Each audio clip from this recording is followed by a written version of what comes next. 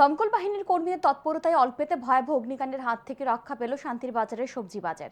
জানা যায়, বুধবার রাতে শান্তির বাজার দমকল বাহিনীর নিকট খবর যায় শান্তির বাজারের সবজি বাজারে অগ্নিসংযোগ ঘটেছে। ঘটনার খবর পেয়ে দ্রুত ঘটনাস্থলে ছুটে যায় দমকল বাহিনীর কর্মীরা। দমকল বাহিনীর কর্মীরা ঘটনাস্থলে গিয়ে দেখতে পায় সবজি বাজারের ব্যবসায়ী বিপ্লব পাটাটির গোডাউনে অগ্নিসংযোগ ঘটেছে।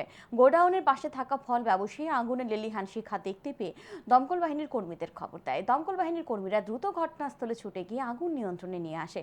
ফলে অল্পের জন্য রক্ষা পায় সবজি বাজারের অন্যান্য দোকানগুলো।